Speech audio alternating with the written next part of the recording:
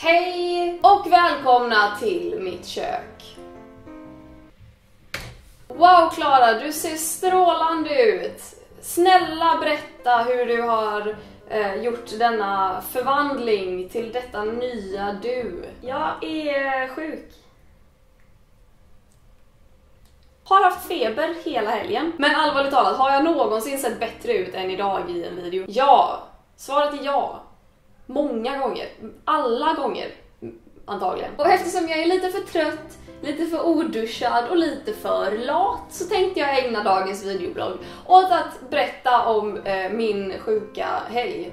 Och då menar jag bokstavligt talat sjuka helg. Den var väldigt ogalen. Det var propaganda i helgen. Yay! Stadsfestival i Stockholm med massa bra artister. Fett taggad.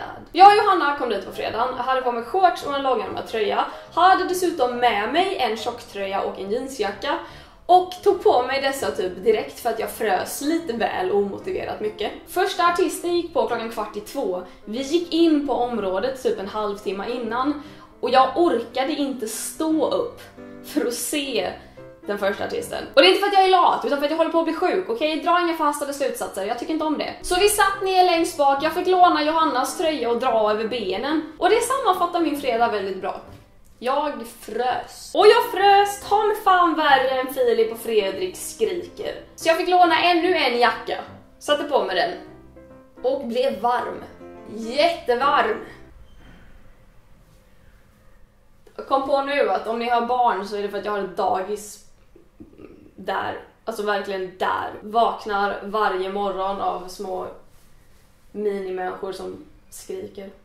Vad var jag? Jag var varm. Så mina kompisar kände på mig och bara, du har feber. Och jag bara, jag har haft feber totalt typ 2 gånger i mitt liv. Jag får inte feber. Och de bara, du har feber. Så jag bara, yay. Men jag stannade kvar hela kvällen, åkte hem, sov, vaknade och mådde värdelöst. Hela min lördag var bara wow. Jag vaknade vid typ 10 och festivalen skulle börja vid 1. Men jag var inte inne förrän typ vid 7:30. Och tiden däremellan ägnade jag åt att sova, frysa som ett as och att svettas som Leif GW Persson på en spinningcykel. Men jag kände att ta mig tusan vad jag verkligen vill gå och se. Jag ska ju gå på festival. Jag vill! Så jag åkte in ändå, såg 2 band på slutet. Seinabo Si var sista akten.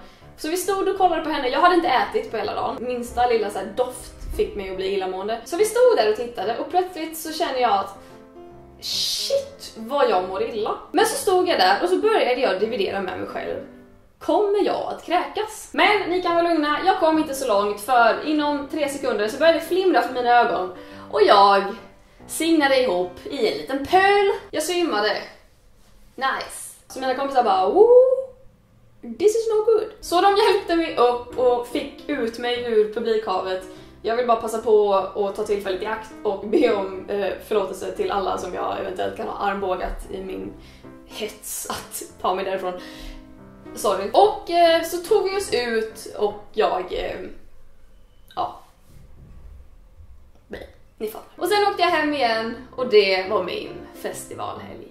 Och nu är det måndag igen och hur mår jag vet jag att ni alla undrar desperat. Bättre, jag har inte feber längre. Varför pekar jag på mitt huvud? Men jag alternerar mellan att frysa röven av mig och svettas värre än min mormor i en regnskog. Inte för att jag har en aning om vad min mormor skulle göra i en regnskog.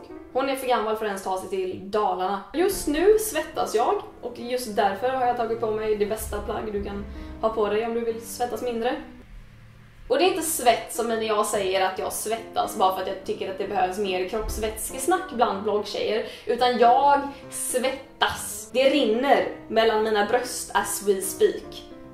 Jag har knappt ens bröst. Det säger en del. Min hårbotten är ganska svettfräsch också, så jag skrev en lista på saker jag skulle kunna göra med mitt hår just nu. Bre en macka, fritera mozzarella sticks, smörja en cykelkedja, samla på burk och ta med till Grekland om 2 veckor och använda som sololja. Och det var det jag tänkte prata om idag. Sjukdomar och svett. Men innan jag säger hej då för idag så tänkte jag bara köra lite shameless self-promotion. Yay! Jag skrev en bokjävel!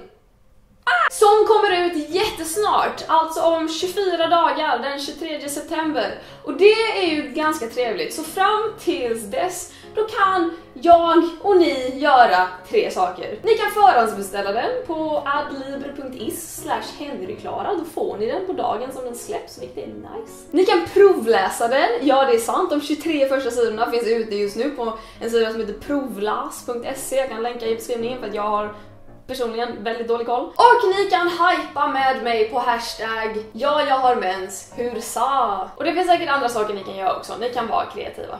Jag började precis frysa något brutalt så att jag tror att det är dags för mig att stänga av för att nu mår inte jag så bra. Så att ha det så himla bra, så ses vi som vanligt nästa vecka. Hej då!